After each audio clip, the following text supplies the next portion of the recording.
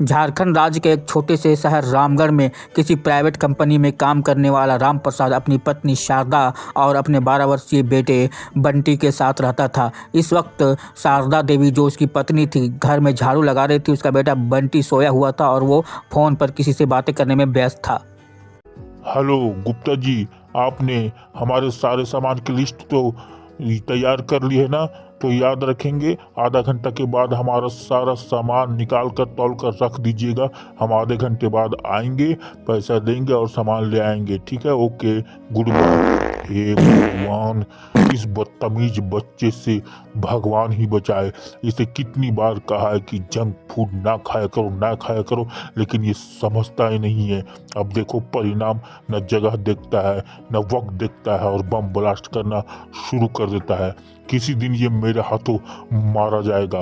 अपने बेटे को समझाओ शारदा, समझाओ। ये हद से ज्यादा बदतमीज होता जा रहा है। किसी दिन ये हमारी नाक कटवा कर मानेगा। आप सच बोल रहे हो जी, ये एक दिन वास्तव में हमारी नाक कटवा कर रहेगा। अब परसों ही देखो, जब हम लोग शर्मा जी की शादी में गए थे तो इसने शादी के मंडप ही बम ब्लास्ट करना शुरू कर दिया था। इसकी वजह से हमें कितना शर्मिंदा होना पड़ा था। शादी पूरा देखे भी नहीं, हमें वापस आना पड़ा था। हजारों बार मैं इसे समझा चुकी हूँ कि बेटा जंक फूड ना खाया करो, चाट पकौड़े गोलगप्पे कुरकुरे ना खाया करो, लेकिन ये यही चीजें खाकर अपना पेट भरता है। घर में तो ये खाना खाता ही नहीं है। अब समझ में नहीं आता कि हम इसे कैसे समझाएं, इसकी इस आदतों से कैसे इसे छुटकारा दिलाएं। पर डे मैं इसे कहती हूँ कि बेटा जंक फूड खाने से शरीर को नुकसान होता है, पेट में गड़बड़ होता है, तरह तरह की बीमारियां उत्पन्न होती है, लेकिन ये हमारी बात सुनता ही नहीं, अपनी मनमानी करता है, अपनी मनमानी करता है। अब आप ही बताओ, मैं क्या करूँ, कैसे समझाऊं इसे? मैं कुछ नहीं जानता, तेरे अत्यधिक लाड़ प्यार ने इसे बिगाड़ कर रख दिया है। ये सर पर चढ़ गया है। अगर ये जल्दी नहीं सुधरा तो मैं एक दिन इसे बहुत मारूंगा, मारकर हाथ पैर तोड़ दूंगा मैं इसका। याद रखना तुम। इसे समझाओ, समझाओ शारदा, समझाओ। अरे आप इतना गुस्सा क्यों कर रहे हैं जी? मैं तो बोल रही हूँ, इसे हर दिन समझाती हूँ और समझाने की कोशिश भी करती हूँ। आप याद रखें, एक ना एक दिन मैं बंटी को जरूर समझा लूंगी। गोलगप्पे यानी जंक फूड से इसे छुटकारा जरूर दिलवाऊंगी। आप फिलहाल गुप्ता जी के यहाँ जाएं और घर का राशन लेकर आएं। मैं बंटी को फिर से समझाने की कोशिश करूंगी। जाएं, आप चिंता ना करें, जाएं। ठीक है, मैं जा रहा हूँ, लेकिन याद रखना, अगर इसी तरह इसकी बदतमीजियाँ बढ़ता रहा, इसी तरह ये बदतमीजी करता रहा, तो फिर ये मेरे हाथों से नहीं बचेगा। मैं इसे बहुत मारूंगा, याद रखना। इतना बोलकर राम प्रसाद घर से बाहर निकल गया और मार्केट की तरफ चल पड़ा। दूसरे दिन शाम को बंटी अपने रूम में बैठा अपनी मैडम से ट्यूशन पढ़ रहा था। उसकी मैडम चेयर पर बैठी हुई थी और चिंटू नीचे खड़ा था। तभी उसके पेट में ऐंठन होने लगी, उसके पेट में गुड़गुड़ होने लगा। उसे समझ में नहीं आ रहा था कि वो क्या करे। वो बहुत कोशिश कर रहा था कि बम ब्लास्ट ना हो पाए, लेकिन तभी उसकी मैडम उससे बोली, बंटी, ये अचानक इतना खतरनाक बदबूदार बदबू कहाँ से आ रही है? पहले तो नहीं आ रही थी, फिर अचानक से ये बदबू कैसे पूरे कमरे में फैल गई है? बताओ बंटी, तूने क्या किया है? बंटी? कहीं तूने गैस तो नहीं छोड़ा है? Yes madam, no madam, sorry madam, मैं मजबूर हूँ। मेरा पेट है कि मानता नहीं।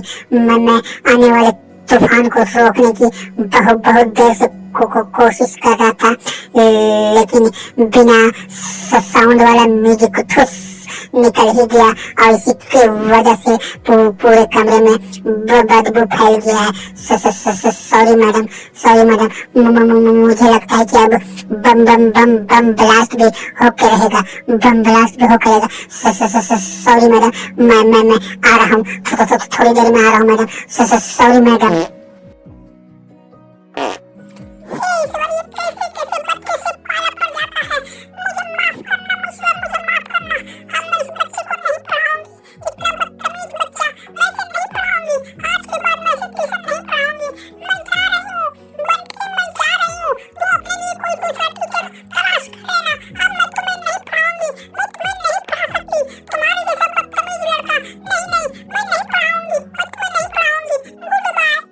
इतना बोलकर ट्यूशन पढ़ाने वाली मैडम उस कमरे से बाहर निकल जाती है।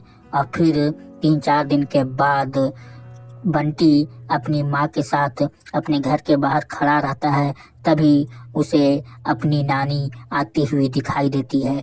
नानी को देखकर वो बहुत खुश होता है, उसकी मम्मी भी खुश होती है और फिर बंटी दौड़ता हुआ नानी के पास जैसे ही उसके पैर छूने की कोशिश करता है, तभी उसके पीछे तरफ से बम ब्लास्ट होना शुरू हो जाता है। राम राम राम, छी छी, हे भगवान, मैं पवित्र हो गई हूँ।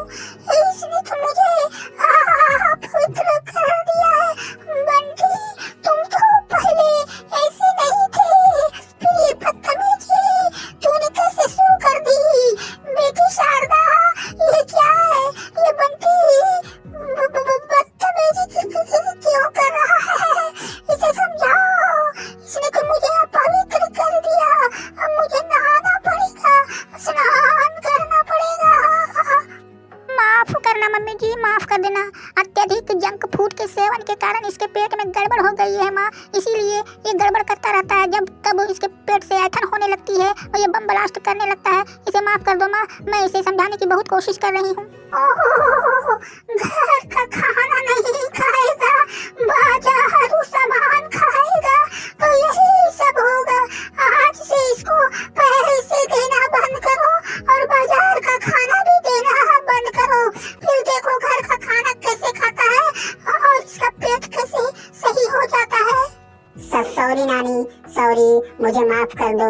मैं क्या करूं, मेरा पेट है कि मानता नहीं। मैं मजबूर हूँ, आपको मेरी वजह से तकलीफ हुआ, आपका शरीर अपवित्र हो गया, इसके लिए मैं माफी चाहता हूँ नानी, माफी चाहता हूँ। फिलहाल मैं खेलने जा रहा हूँ, आप मम्मी से बातें करें। गुड बाय नानी, बाय बाय।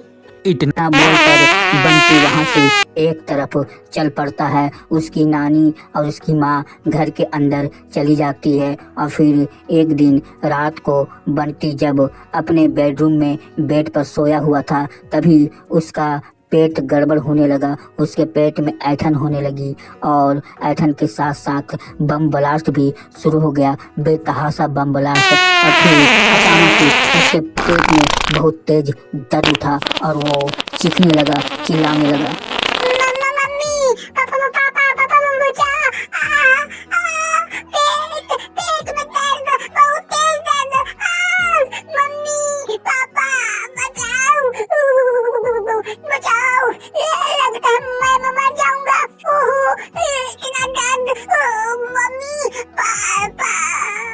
चीखते चीखते चिल्लाते चिल्लाते बंटी बेहोश हो गया और फिर उसके मम्मी पापा भी वहां आ गए। और जब बंटी को होश आया तो उसने खुद को अस्पताल में पाया। वो अस्पताल के एक बेड पर सोया हुआ था। उसने आंखें खोलकर देखा तो उसके मम्मी पापा सामने खड़े थे। जब उसने आंखें खोलकर देखा तो उसके पापा उससे बोले, ओह बेटा बंटी, होश आ गया तुम्हें बेटा। भगवान का लाख लाख धन्यवाद कि तुम्हें होश आ गया।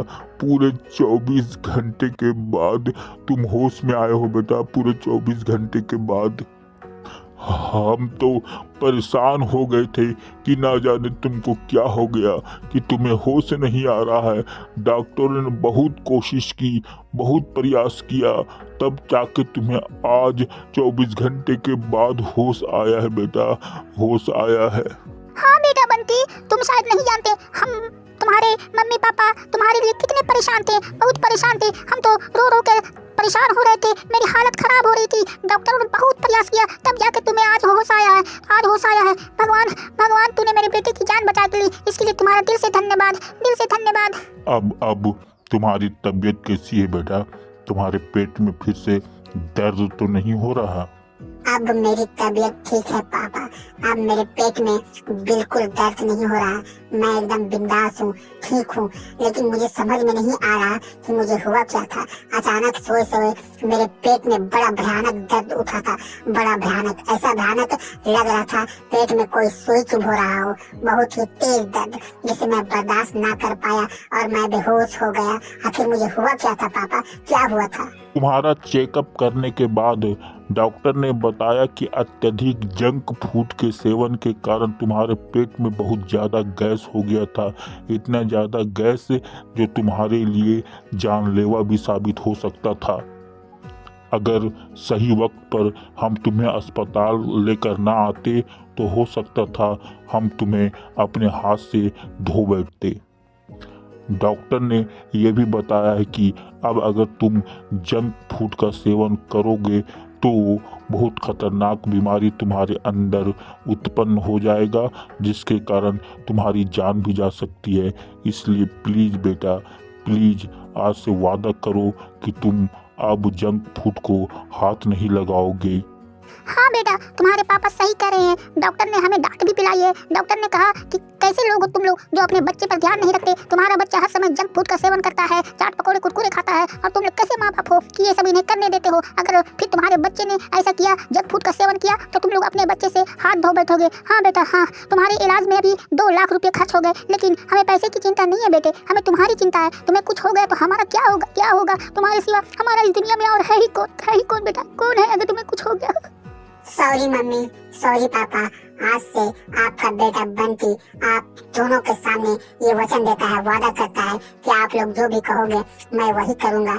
आज के बाद मैं जंक फूड को हाथ नहीं लगाऊंगा। चाट पकौड़े, गोलगप्पे, कुरकुरे, समोसे कुछ नहीं खाऊंगा पापा, कुछ नहीं खाऊंगा।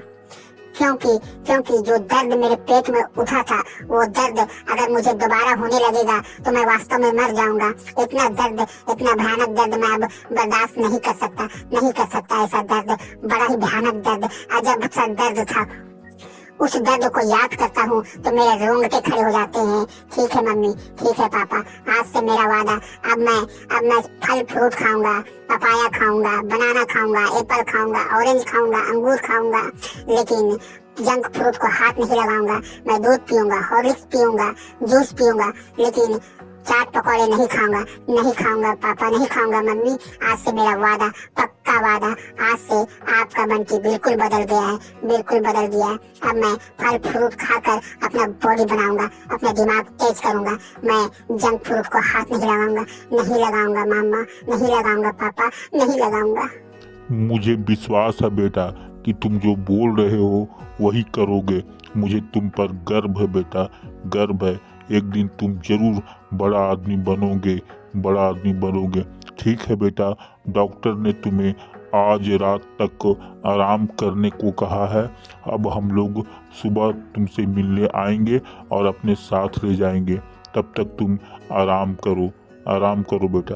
ठीक है बेटा, चलती हूँ मैं, और तुम्हारे पापा भी चल रहे हैं। अपना ख्याल रखना, चिंता मत करना। हम लोग सुबह आएंगे और तुम्हें अपने साथ ले जाएंगे। ओके मम्मी, ओके पापा, गुड बाय। अपना ख्याल रखना आप दोनों, गुड बाय। इसके बाद राम प्रसाद और उसकी पत्नी शारदा अस्पताल से बाहर निकल जाती हैं और इस तरह इस कहानी का अंत होता है। तो बच्चों, दोस्तों, ये कहानी आपको कैसी लगी? अच्छी लगी तो प्लीज़ हमारे चैनल को सब्सक्राइब कर देना, लाइक शेयर करके घंटी भी बजा देना। धन्यवाद। फिर मिलते हैं अगले वीडियो में।